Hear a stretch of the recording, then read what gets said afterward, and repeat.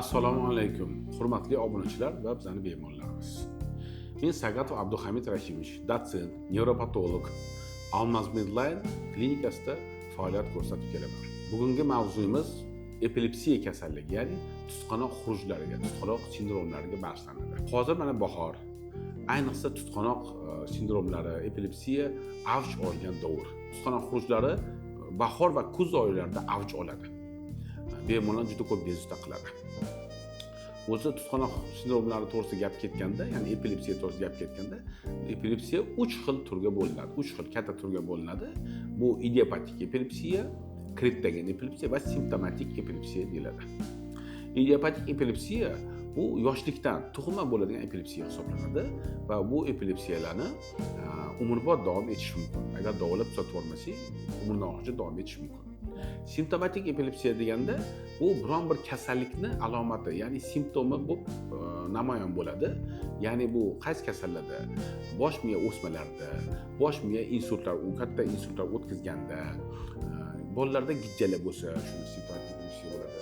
Va yana bosh miyada operatsiya holatlarida, operatsiya bo'lgan bo'lsa, bosh miyada travmalardan keyin qon quyilishlar bo'lsa, shulardan keyin epileptik zonalar paydo bo'lib, o'choqlar paydo bo'lib, shular tutqanoq xurujlarni keltirib chiqaradi. Bularni simptomatik epilepsiya deyiladi. Va uchinchi epilepsiyaning katta turi bu kriptogen epilepsiya, ya'ni sababi noma'lum epilepsiya xurujlari. Sababi noma'lum.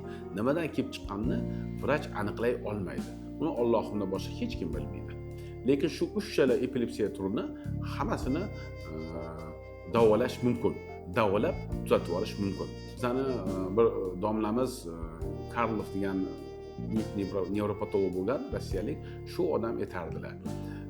Tuzalmaydigan kasal yo'q, tuzata olmaydigan doktorlar bor deb aytardilar. Haqiqatan shu narsa bor. Tuzalmaydigan kasal yo'q, tuzata olmaydigan doktorlar bor. Agar bemorga yaqindan yondashib, yaxshi uni eshitib, uni sinchkovlik bilan ko'rib, hamma kasallik alomatlarini hisobga olib, xurujlarini hisobga olib, kelib chiqishini hisobga olib, ya'ni uni ketishini hisobga olib, hamma narsani hisobga olib, to'g'ri dori vositalarini berilsa, bemor xudo xolasa prinsiplar to'xtaydi va bu prinsiplarni 3 yil, 5 yil davomida prinsiplar qaytarilmasa, bemor tuzalgan hisoblanadi. Endi bemorlarni davolashga kelganimizda, bizning ko'p doktorlarimiz, nevropatologlarimiz juda ko'p xatolar qilishadi davolashda. O'shalar xato qilgani uchun ham bemorlar uzoq yillar xurujlar bo'lib tuzalmaydi bemorlarimiz. Nimaga? Qanaqa xatolar bular? Bular masalan dori vositasini berishadi, antikonvulsant deymiz, ya'ni tutqanoq xurujini oldini oluvchi, tutqanoq xurujini yo'qotuvchi dori vositalar beriladi, antikonvulsantlar deyiladi.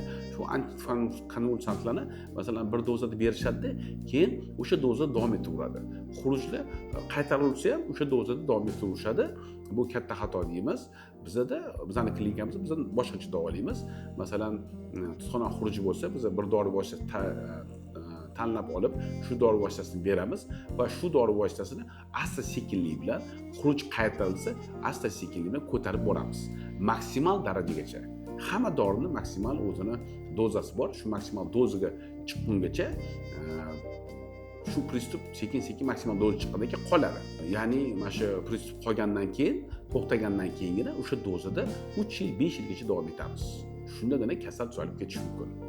Bu birinchi xato. Ikkinchi xato, ko'p doktorlarimiz, ya'ni nevropatologlarimiz dorilarni 2-3 xil dori berishadi. Bir varakaga 2-3 xil dori vositasi berib yuborishadi. Bu ham noto'g'ri.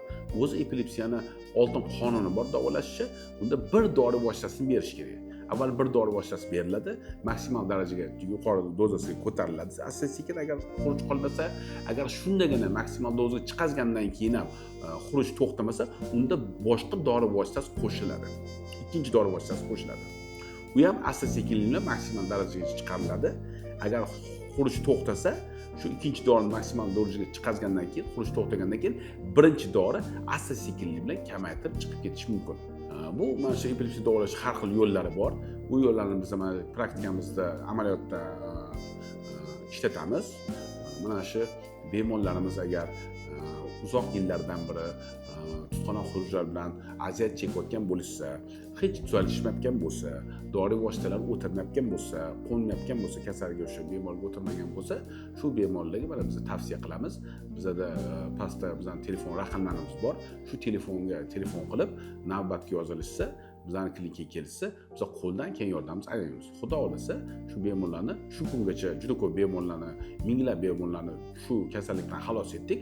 Bundan keyin ham shu ishni davom ettiramiz xudo xolasa. Bizga murojaat qiling, kelinglar, biz sizga yordam beramiz.